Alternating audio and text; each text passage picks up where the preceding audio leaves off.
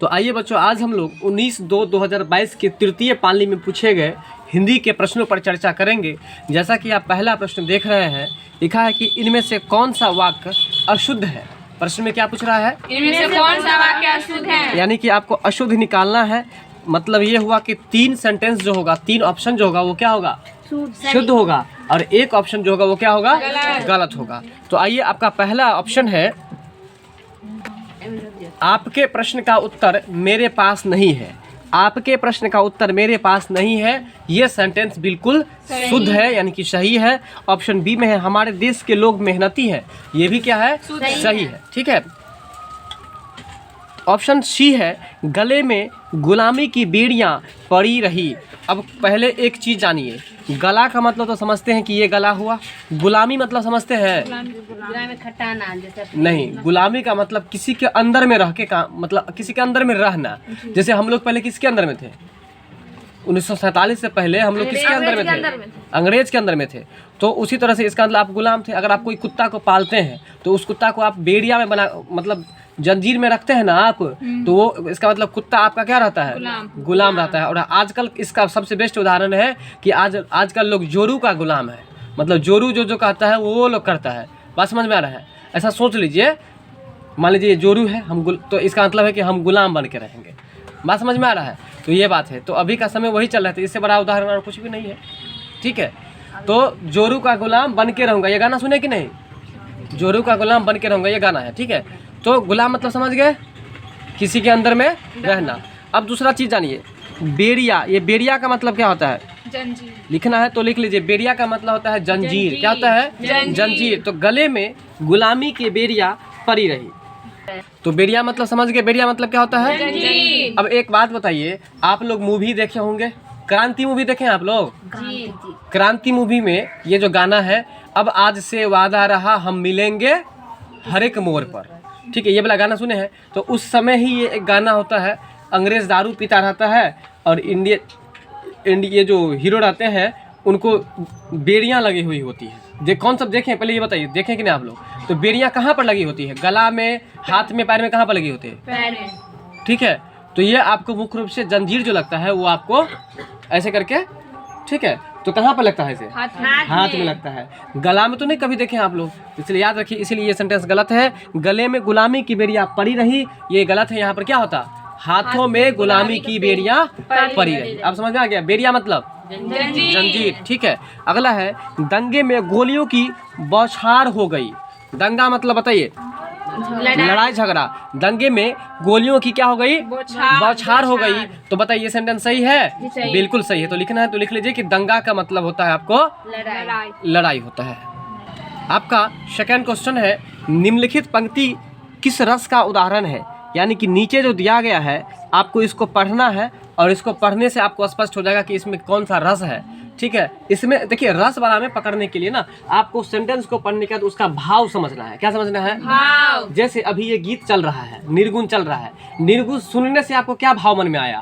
कि लगता है कि कोई मर गया है। क्या भाव आया? कोई मर गया है। यहीं पर अगर जैसे कि मान लीजिए 15 अगस्त का गीत ये होने लगे, ये सॉरी, कोई स्वतंत्रता दिवस का गीत होने लगे, है ना? ये कोई गीत क्या मत है?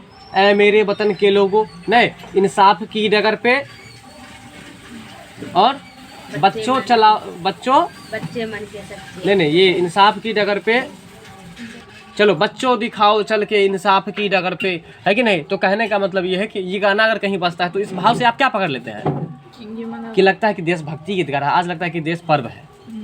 बात समझ में आ रहा है? तो वही बात है, आप जब भी रस पूछ दे, क्या पूछ दे? रस। तो आप सेंटेंस को पढ़ने के बाद ना पकड़ लीजिएगा कि यहाँ पर कौन सा रस है। कहीं पर आएगा वीर तुम बढ़े चलो, वीर तुम बढ़े चलो, कौन रस? वीर रस है। बात समझ में आ रहा है? तो यही बात है आपको। तो यहाँ पर देखिए, आप पकड़ लीजिएगा आप लोग पक्का। यहाँ लिखा है, थके नयन रघुपति छवि देखे, पलक किन्ह परिहरी निवेशे। यानी कि हम लोग छवि देख रहे हैं, और किसका छवि देख रहे हैं? रघुपति का। रघुपति का, रघुवर का देख रहे हैं। और आपका नयन जो है वो थकता नहीं है उसके उनको देखने से, रघुपति के छवि को देखने से आपका नयन नहीं थकता नहीं है। तो नयन थकता नहीं है, इसका मतलब क्या हम आपको बताए थे, जब कोई लड़की रास्ते से गुजर रही होती है तो किसी लड़का का नजर जैसे ही उस पर पड़ता है तो कहता है कि मतलब लड़की बहुत स्मार्ट है, फला जो कुछ ये बन सोचता है, तो ये लड़का का नजर हटता नहीं है उस लड़की पर से। ऐसा क्यों? श्रृंगार क्योंकि लड़की श्रृंगार पे टाल करके वो जाती है और श्रृंगार के कारण से उसका मन उस पर आ जाता है। तो इसलिए याद रखिए यहाँ पर कि हम लोग जो रघुपति का चेहरा देख रहे हैं और आपका जो आँख थक नहीं रहा है, नजर हट नहीं रहा है, पलक झुक नहीं रहा है, इसका कारण क्या है? कौन सा रस है? श्रृंगार रस है। इसी तरह से ना आप लोग सेंटेंस को क्या कीजिएगा, परीक्षा में पढ़िएगा, बार बार पढ़ने से स्पष्ट हो जाएगा कि आखिर इसमें क्या बात हो सकता है। बात समझ में आ गया? वैसे छवि वाला बात जब भी आए ना श्रृंगार तो समझिए श्रृंगार होगा 100%। तो आइए बात करते हैं अगले हम 3 नंबर प्रश्न पर। आपका प्रश्न है कि गद्यांश को पढ़कर, ठीक है ना, गद्यांश को पढ़कर प्रश्न का उत्तर देना है आपको। बताइए इसका मतलब समझ गए ना आप लोग? परीक्षा में क्या देखिएगा? गद्यांश देखिएगा ना। पहले हमको गद्यांश नहीं देखना है, पहले क्या देखना है? आपका प्रश्न है यहाँ पर 3 नंबर में, जड़ी बूटी कौन सा समास है?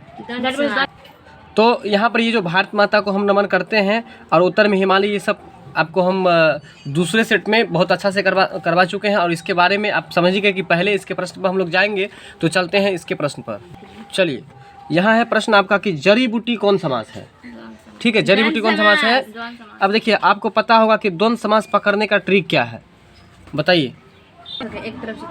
तो जड़ी बूटी में देखिए यहाँ पर योजक चिन्ह लगा हुआ है और योजक चिन्ह के साथ साथ में यहाँ पर उसका विपरीत भी है, यानी कि उल्टा भी है। देखिए, द्वंद्व को पकड़ने के लिए सबसे पहले बात है कि लोग योजक चिन्ह को देख करके, डैश को देख करके लोग फटाफट से मार देता है, लेकिन वहाँ पर योजक चिन्ह से ही मतलब नहीं है। आप ये भी देखिए कि दोनों में उल्टा संबंध है कि नहीं है। जैसे जड़ी है तो जड़ी का उल्टा होता है बूटी, बात समझ में आ रहा है? इसलिए यहाँ पर आपको ये जड़ी बूटी कौन सा समास है? अगर आपसे पूछ दे कि द्वंद्व समास में किन पदों की प्रधानता होती है? दोनों पदों की। अव्ययीभाव समास में प्रथम पद की। चलिए, द्विगु समास में प्रथम जो होता है वो संख्यावाचक होता है, 1 2 3 4 वाला, और दूसरा पद जो होता है वो आपको अंतिम पद प्रधान होता है। ठीक है, चलिए, कर्मधारय में अंतिम पद। ठीक है, बात समझ में आ गया? तो जड़ी बूटी कौन समास है? बहुत अच्छा। आपका चौथा प्रश्न है, निम्नलिखित पंक्तियों में कौन सा अलंकार है? ध्यान दीजिए, निम्नलिखित पंक्तियों में पूछ रहा है कि कौन सा अलंकार है, तो आपको अलंकार बताना है। ध्यान दीजिएगा जरा, क्या लिखा है? कनक कनकते शगुनी माँ दकता अधिकाय, वा खाए बौराए बौरात नर, या पाए बौराए। यहाँ पर कौन सा अलंकार है? यहाँ पर आपको यमक अलंकार है। कौन सा अलंकार है? यमक अलंकार है। तो आइए अब इसमें आप लोग कॉन्सेप्ट को समझिए कि आखिर किस कॉन्सेप्ट से हम लोग यमक अलंकार को मारेंगे। तो देखिए, यमक अलंकार का परिभाषा बताता है कि जब कोई एक ही शब्द 2 या 2 से अधिक बार रिपीट हो। हमने क्या बताया? कोई एक ही शब्द 2 या 2 से अधिक बार रिपीट हो। जब कोई भी शब्द जब कोई भी एक ही शब्द 2 या 2 से अधिक रिपीट हो और उसका अर्थ हर बार अलग अलग हो, तो उस परिस्थिति में आपको यमक अलंकार माना जाता है। बात समझ में आ रहा है? तो यहाँ लिखा है, कनक कनकते शौगुनी माँ दकता अधिकाय, वा खाए बौरात नर, या पाए बौराए। बात समझ में आ रहा है? तो इसलिए जो है सो यहाँ पर ये यमक अलंकार है, क्योंकि यहाँ पर ये जो कनक है, इस कनक का मतलब क्या होता है? कनक कनकते शौगुनी। यहाँ पर इसका मतलब हो गया, एक कनक का मतलब सोना है और एक कनक का मतलब है धतूरा। तो यहाँ पर दोनों कनक का अर्थ बदल गया ना, इसीलिए आपको जो है सो जब अर्थ बदल जाए, बार बार अलग अलग अर्थ आए और एक ही शब्द मतलब एक ही शब्द 2 बार या 2 बार से अधिक बार रिपीट हो, तो उस परिस्थिति में हम लोग क्या मारते हैं? यमक अलंकार। यमक अलंकार। तो एक बार बताइए तो देख करके पढ़िए, तो क्या पढ़िएगा? कनक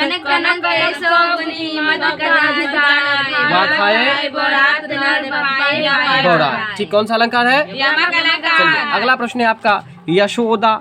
यशोदा का संधि विच्छेद पूछ रहा है, बताइए क्या होगा? बताइए, यशः जोड़दा जो है वो कौन सी संधि है? विसर्ग संधि है। जिन वाक्यों में एक से अधिक प्रधान उपवाक्य हो, देखिए ये चीज याद कर दे ब्रदर, ध्यान दीजिएगा। जिन वाक्यों में एक से अधिक क्या हो? प्रधान उपवाक्य हो और वे संयोजक अव्यय द्वारा जुड़े हो, तो क्या कहलाते हैं?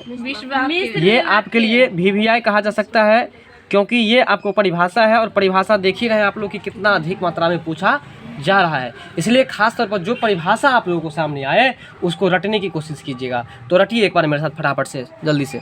जिन वाक्यों में एक से अधिक प्रधान वाक्य और वे संयोजक और द्वारा जुड़े हो क्या कहलाते हैं? मिश्र वाक्य कहलाता है। जिन वाक्यों में एक से अधिक प्रधान वाक्य हो और वे संयोजक और द्वारा जुड़े हो, मतलब यहाँ पर वाक्य की बात हो रही है। वो कहता है वाक्य में एक से अधिक बार एक से अधिक प्रधान उपवाक हो। बस इतना ही बात याद रखिए। क्या बताएं हम?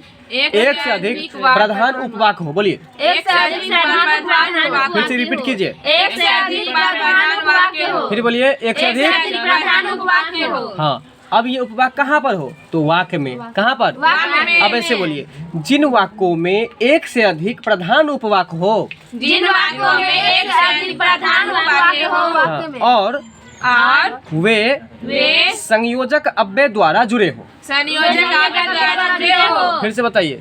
और वे संयोजक अव्यय द्वारा जुड़े हो। ठीक है, तो उसे हम क्या कहते हैं? मिश्र वाक्य। अब पूरा बोलिएगा आप लोग। जिन वाक्यों में एक से अधिक प्रधान उपवाक हो तथा वे संयोजक अव्यय से जुड़ा हो, उसे हम लोग क्या कहते हैं? मिश्र वाक्य। एक बार बोल के दिखाइए जल्दी से। जिन वाक्यों में एक से अधिक प्रधान वाक्य हो और वे संयोजक अव्यय से। बहुत अच्छा, ये बात समझ गए। तो इसी तरह से आप लोग रिपीटेशन कीजिएगा। आते हैं हम लोग अगले प्रश्न पर। कहता है कि जिस शब्द का प्रथम पद प्रधान हो, बताइए जिसका प्रथम पद प्रधान होता है उसे क्या कहते हैं? अव्ययीभाव समास।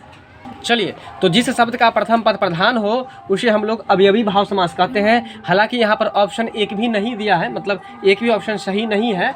ये अवयवी भाव इसका आंसर होना चाहिए, कर्मधारय नहीं होना चाहिए। बात समझ में आ रहा है? तो याद रखिएगा आप लोग, कर्मधारय में उत्तर पद प्रधान होता है, पहला पद प्रधान नहीं होता है, इसलिए इसका आंसर कर्मधारय नहीं होगा। अवयवी भाव समास में पहला पद क्या होता है? प्रधान होता है, इसलिए आप लोग इसका आंसर अवयवी भाव समास दीजिए। क्वेश्चन नंबर आपका जो 8 है, ये क्या बता रहा है इसको जरा सुनिए। कहता है निम्नलिखित वाक्य में रेखांकित शब्द कौन सा पदबंध है? कहने का मतलब रेखांकित मतलब समझते हैं ना? तो रेखांकित देखिए, ऐसा क्वेश्चन पहले पढ़ाए कि नहीं पढ़ाए हैं? क्या बताए थे? जब नाम होगा तो संज्ञा होगा, तो संज्ञा पदबंध।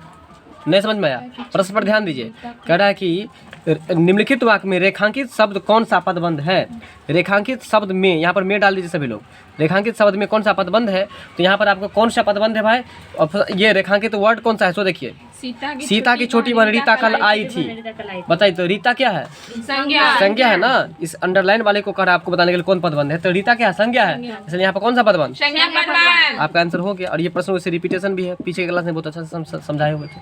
ठीक है, चलिए यहाँ लिखा है 9 में कि कौन सा अलंकार है।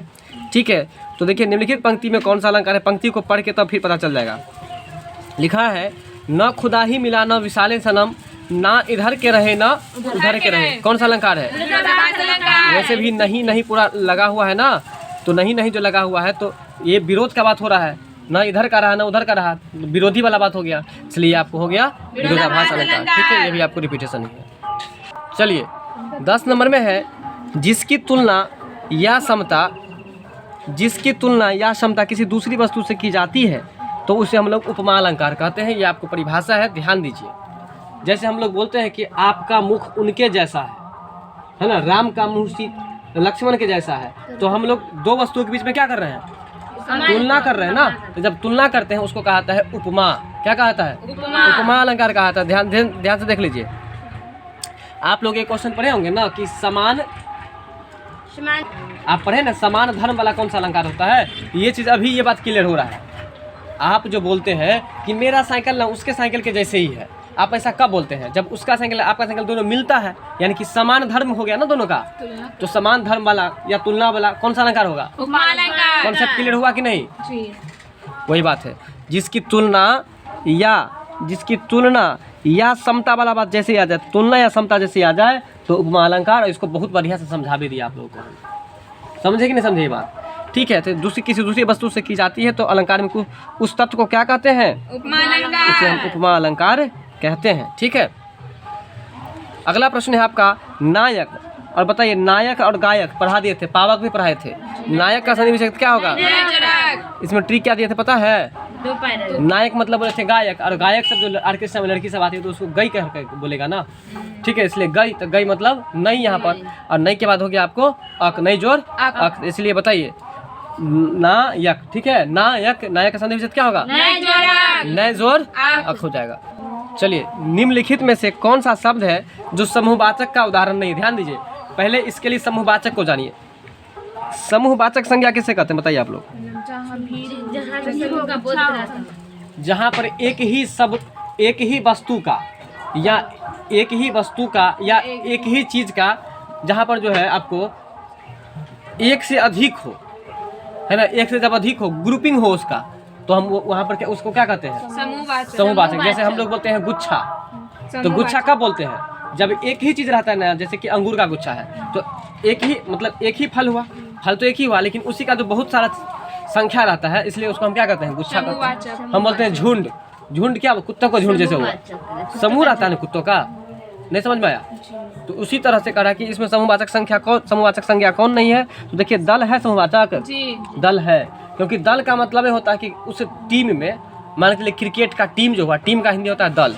क्रिकेट की टीम में कितना आदमी? 11 आदमी। तो एक बात बताइए कि अगर मान के चलिए कोई भी दल, क्रिकेट को छोड़ दीजिए, क्रिकेट को छोड़ दीजिए, कोई भी आप जब अकेला रहेंगे तो अकेला में आपको टीम दल कहा जाएगा? नहीं कहा जाएगा। टीम का मतलब है कि कम से कम उसमें 2 आदमी से जरूर अधिक होगा या 1 आदमी से जरूर अधिक होगा, ठीक है। तो बताइए, यहाँ पर दल जो समूहवाचक है कि नहीं है? जी। ये है सभा। जी। क्यों? सभा में एक से अधिक रहता है। सभा जो लगता है, सभा मतलब समझते हैं ना? सभा मतलब समझ लीजिए जब पंचायत होता है, आम सभा जो होता है, लोकसभा, राज्यसभा, बात समझ में आ रहा है?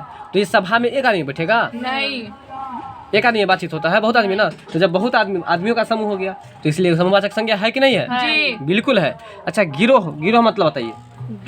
गिरोह मतलब जैसे रस्सी उसी का जो आप गिड्ढा देते हैं ना, उसी को कहता है गिरोह। तो बताइए, रस्सी का जो गिड्ढा देते हैं, तो गिड्ढा कब होता है? जब एक ही रस्सी तो एक ही वस्तु हो गया, और उसी को हम जो 4-5 बार फेरा मार देते हैं तो क्या बन जाता है? वही ना, गिड्ढा बन जाता है। तो गिरोह मतलब गिड्ढा हो गया। तो गिड्ढा जो समूहवाचक संज्ञा है कि नहीं है? नहीं, वो बिल्कुल है। वो क्या है? ध्यान दीजिए। तो यहाँ पर आपको क्या है कि समूहवाचक संज्ञा का उदाहरण कर रहा है कि कौन सा नहीं है। तो इसका आंसर देखिए, टीम तो समूहवाचक संज्ञा होगा ही होगा, सभा भी होगा ही होगा, ठीक है। इसके बाद गिरोह जो देख रहे हैं ये भी आपको होगा ही होगा। तो कौन सा नहीं होगा? सैनिक। तो सैनिक जो है वो समूहवाचक संज्ञा नहीं होगा, ठीक है, याद रखिएगा आप लोग। यहीं पर अगर सेना रहता, यहाँ पर क्या रहता? सेना। सेना, तो सेना आपको हो जाता, सेना समूहवाचक संज्ञा होता, लेकिन आपको ये सैनिक जो है यह आपको नहीं होता, ठीक है। इसलिए आपका ये, इसका जो राइट आंसर हो जाएगा वो आपको क्या होगा? सैनिक होगा, ठीक है। सैनिक जो है वो समूहवाचक संज्ञा नहीं है, ठीक है। बात समझ में आ गया? चलिए, निम्नलिखित पंक्ति में कौन सा अलंकार है? अब जरा ध्यान दीजिए। लिखा है, पुलक प्रकट करती है धरती हरित तृणों की नोक से, मानो झूम रहे हो तरु भी मंद पवन की झोंकों से। कौन सा अलंकार? उत्प्रेक्षालंकार। कैसे? मानो। मानो लगा हुआ है, इसलिए उत्प्रेक्षालंकार है। तो इसमें कुछ समझाने की बात ही नहीं है, थॉटेबल प्रश्न है। आप लोग बहुत अच्छे तरीके से उत्प्रेक्षालंकार को सीख गए हैं, रूपक अलंकार और उपमा अलंकार को भी सीख गए हैं। चलिए, अगला है रघुपति राघव राजा राम। इसमें किसका रिपीटेशन हो रहा है? रॉ का रिपीटेशन हो रहा है, बार बार रॉ वर्ण का रिपीटेशन हो रहा है। तो जब वर्ण का रिपीटेशन होता है तो उसको कौन सा अलंकार कहते हैं? अनुप्रास अलंकार कहते हैं। थॉटेबल प्रश्न है, रटना नहीं है यहाँ पर। हालांकि हम आपको जो है सो ये ब्लॉक भी कर दिए हैं, घेर भी दिए हैं, लेकिन आपको क्या करना है? टी लिख दिया हम, याद रखिएगा आप लोग, इसको क्या केवल समझ लेना है, ठीक है। चलिए बताइए, आस्तीन का सांप मुहावरे का अर्थ क्या होगा? आस्तीन का सांप, इसका क्या होगा? बताइए, यहाँ जो बैठा हुआ है इतना बच्चा, इसमें जो है सो आस्तीन का सांप कौन है? नहीं नहीं नहीं नहीं, कौन है इसमें आस्तीन का सांप? चलो, जो भी हो आस्तीन का सांप, वो आस्तीन का सांप नहीं रहना, ठीक है। उसका क्या हो जाएगा? कपटी मित्र हो जाएगा। कपटी मित्र का मतलब क्या हुआ? जो मन में छल कपट रखता है। यहाँ पर सर पैर छू के प्रणाम करते हैं, है कि नहीं? मन में कुछ और है, किसी और के साथ मिले हुए हैं, उसको कहता है कपटी मित्र, मतलब जिसके मन में कपट होता है, ठीक है। तो ऐसे लोगों को क्या होता है? एक दिन भोगना पड़ता है। चलिए, अगला है 16 नंबर प्रश्न में, क्षितिज अटारी गहराई दामनी दम की। जरा ध्यान दीजिए, क्षितिज अटारी गहराई दामनी दम की, इसमें कौन सा अलंकार है?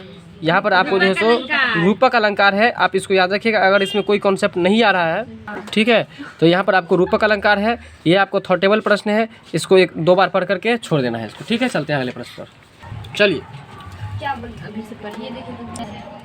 चलिए आपका 17 नंबर प्रश्न है, निम्नांकित में कौन सा वाक्य है, ये क्वेश्चन आप लोग जरूर बनाइएगा। प्रश्न पर ध्यान दीजिए, कौन सा वाक्य है जो ने उपसर्ग सहित है। बताए थे कि नहीं कॉन्सेप्ट, बताइए पहले।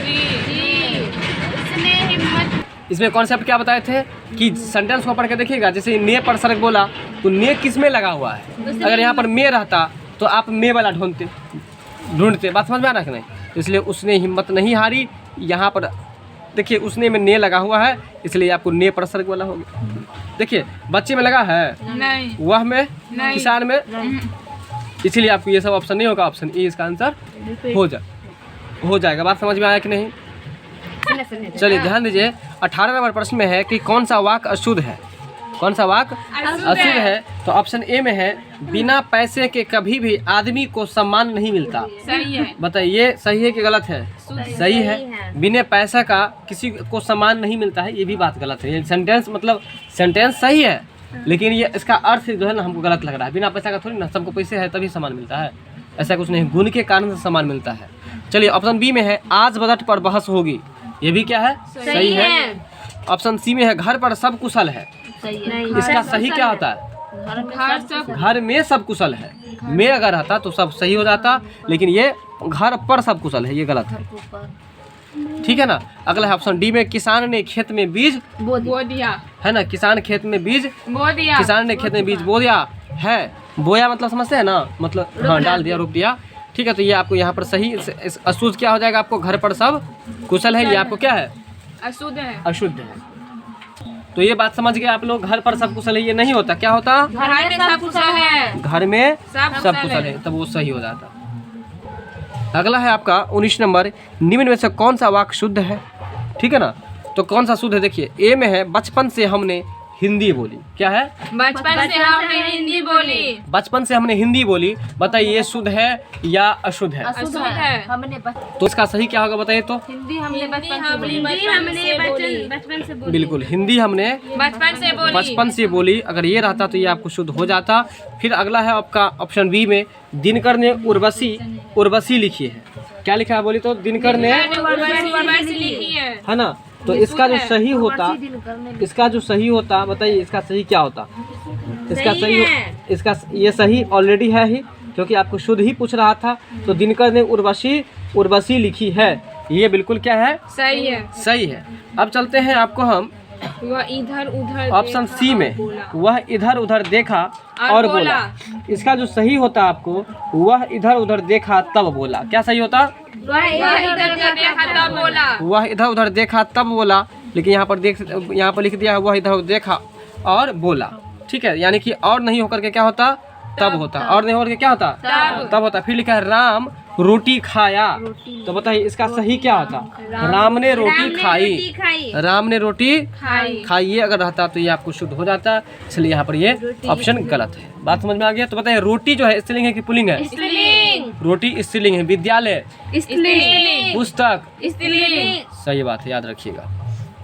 चलिए आपका क्वेश्चन नंबर जो 20 है उस पर ध्यान दीजिए, निम्नलिखित में कौन सा अलंकार है, लिखा है जितने कष्ट कंटकों में है ना, जितने कष्ट कंटकों में है, जिनका जीवन सुमन खिला, गौरव ग्रंथ उन्हें उतना ही, यत्र तत्र सर्वत्र मिला। कौन सा अलंकार है, रूपक अलंकार, ये आपको रूपक अलंकार है। तो यहाँ पर ध्यान दीजिए, जितने कष्ट कंटकों में है, जिनका जीवन सुमन खिला, गौरव ग्रंथ उन्हें उतना ही, यत्र तत्र सर्वत्र मिला। यहाँ पर क्या है, यत्र तत्र सर्वत्र मिला, इसमें देखिए योजक चिन्ह है, जब योजक चिन्ह रहे और सासे सी नहीं रहे तो कौन सा अलंकार होता है, इसलिए कौन सा अलंकार हो जाएगा, बहुत अच्छा। चलिए अगला है, निम्नलिखित में कौन सा कर्मवाच्य नहीं है। अब बताइए कर्मवाच्य पकड़ना आता है आप लोग को, बिल्कुल। तो देखिए यहाँ पर है, मोहन के द्वारा फल तोड़ा गया, ये कर्मवाच्य है कि नहीं है, अच्छा। ऑप्शन बी में देखिए, पूनम ने अपने बारे में बताया, कर्मवाच्य है, नहीं, इसमें नहीं है। मैंने पुस्तक पढ़ी, कर्मवाच्य है, नहीं, ये है। अब आप कहेंगे कि सर जी हाँ बता रहे हैं, मैंने पुस्तक पढ़ी, जरा ध्यान दीजिए, यहाँ पर जो है आपको मैंने पुस्तक पढ़ी, अगर यहाँ पर आता कि मैं रहता ना, मैं, तब याद रखिएगा पहचान है उसका, मैं रहता तो वो होता कृतवाच्य। लेकिन मैंने पुस्तक पढ़ी, यहाँ पर आपको मैंने जब रहेगा ना तो वो हो जाएगा आपको कर्मवाच्य। दूसरा बात देखिए, यहाँ पर ये नहीं देखिए आप लोग, द्वारा ही केवल नहीं देखिए, यहाँ पर असल होता है कि प्रधानता किसकी है, यहाँ पर प्रधानता किसकी है उस पर ध्यान दिया जाता है। तो इसमें जो है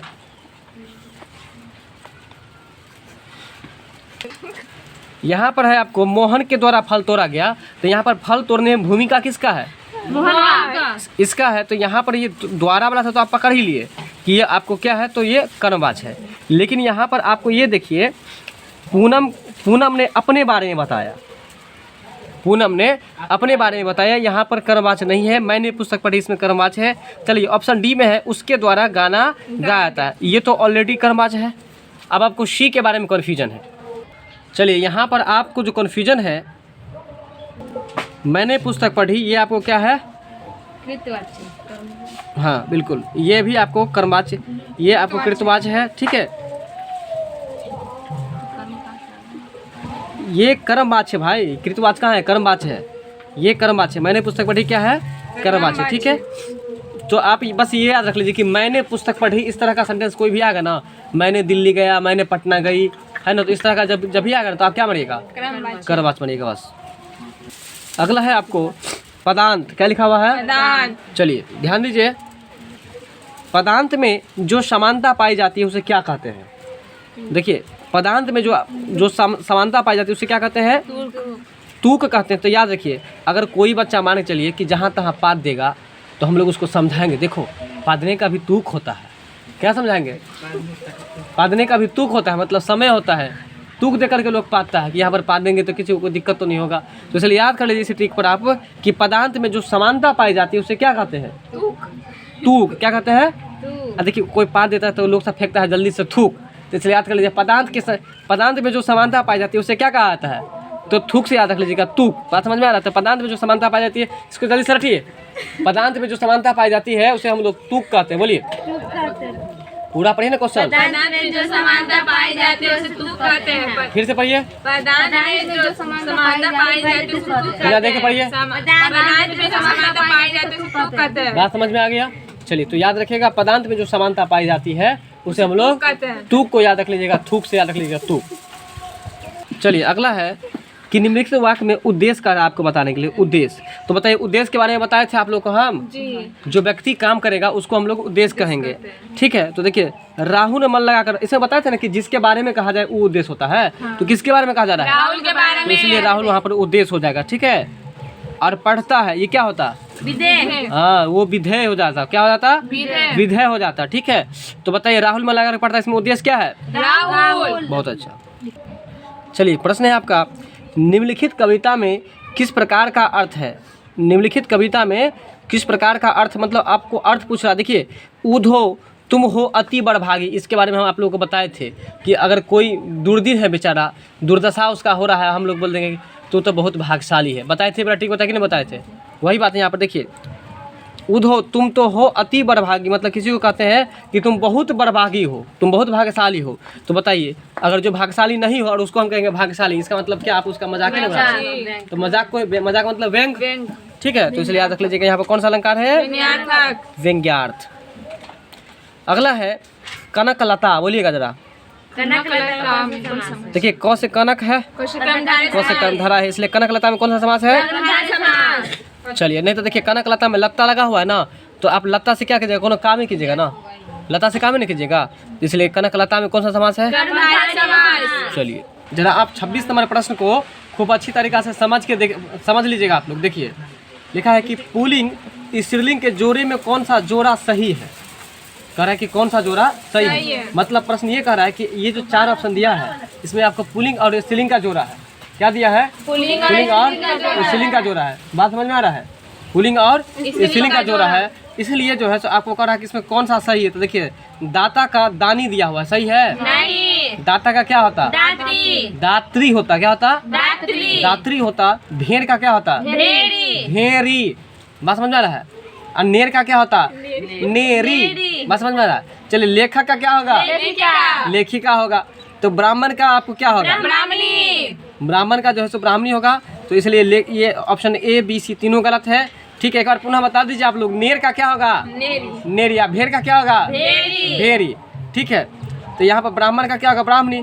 ये सही लग रहा है आपको डी जी, तो इसलिए ये आपको जोड़ा सही है। बात समझ में? लड़का का क्या होगा? लड़की। सुबह का क्या होगा? शाम। जल का क्या होगा? पानी। जल का पानी होगा। बाढ़ का क्या होगा? सूखा। बाढ़ का क्या होगा? सूखा। चलिए 27 नंबर प्रश्न को देखिए। जहाँ उपमेय और उपमान दोनों को एक धर्म कहा जाए, जहाँ उपमेय और उपमान दोनों को एक धर्म कहा जाए, वहाँ कौन सा अलंकार होगा? तो यहाँ पर देखिए, यहाँ लिखा है जहाँ उपमेय और उपमान दोनों को एक धर्म कहा जाए।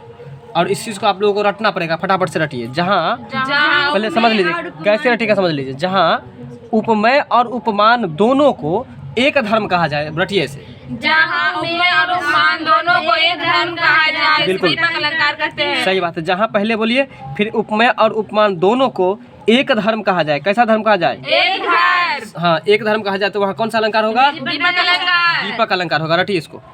जहाँ उपमेय और उपमान को दोनों एक धर्म कहा जाए, उसे दीपक अलंकार कहते हैं। जहाँ उपमेय और उपमान को एक धर्म कहा जाए, तो वहाँ पर आपको कौन सा अलंकार होगा? दीपक अलंकार। दीपक अलंकार होगा। ठीक है, चलिए आगे चलते हैं। निम्नलिखित पंक्ति में कौन सा वर्णिक छंद है? ठीक है, जागो उठो भारतवासी, आलस त्यागो न बनो पिलासी। बताइए, पढ़िए तो क्वेश्चन। वीर तुम बढ़े, जागो उठो भारतवासी, आलस त्यागो न बनो, भारतवासी आलस त्यागो न बनो पिलासी में कौन सा अलंकार? जागो उठो भारतवासी, है ना? जागो उठो भारतवासी, आलस त्यागो न बनो पिलासी। बात समझ रहे हैं? तो कौन सा छंद है बताइए? कौन सा छंद है? इंद्रवर्जा छंद है। कौन सा छंद है? चलिए, प्रश्न कैसा है? थॉटेबल है। हाँ बिल्कुल थॉटेबल है, सोचने लायक है, सोचो। बताइए 29 नंबर प्रश्न है, लास्ट सेकंड प्रश्न है ये। वीर तुम बढ़े चलो, धीर तुम बढ़े चलो।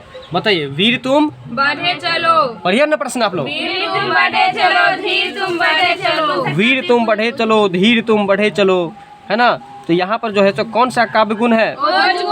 ओज गुण है। क्या है? ओज गुण। वैसे भी आप लोगों को पता है कि ओज गुण का प्रयोग किस रस में क्या आता है? ओज वीर गुण, वीर रस में क्या आता है? ठीक है, इसलिए वीर तुम बढ़े चलो, धीर तुम बढ़े चलो, इसमें जो है आपको कौन सा काव्य गुण है? ओज गुण है। चलिए अगला है, अर्थ बोध कराने के संदर्भ में निम्नलिखित में से कौन सा कथन सत्य है? क्या कर रहा है? अर्थ बोध कराने के संदर्भ में, है ना, निम्नलिखित में से कौन सा कथन सत्य है? तो देखिए, लक्षणा एवं व्यंजना दोनों शक्तियाँ अविधा पर आश्रित होती है। चलिए आप लोगों को करना क्या है, इसमें जो ABC है इस तीनों को कट कर दीजिए। आप डी वाला को क्या कर लीजिएगा, बताएंगे आप लोग? हाँ बताइए, ये जो लास्ट प्रश्न है, अर्थ बोध कराने के संदर्भ में कौन सा कथन सत्य है? तो बताइए कौन सा कथन सत्य है? लक्षणा एवं व्यंजना दोनों शक्तियाँ अविधा पर आश्रित होना। लक्षणा और व्यंजना ये दोनों शक्ति है, और ये शक्तियाँ किस पर आश्रित है? अविधा पर। अविधा पर आश्रित होती है। इस लाइन को आपको याद रखना पड़ेगा। ABC को कट कर दीजिएगा और डी को आप लोग याद रख लीजिएगा। बढ़िया से बात समझ में आ गया? चलिए, वीडियो अच्छा लगा हो तो लाइक शेयर सब्सक्राइब जरूर कीजिएगा। मिलते हैं अगले वीडियो में।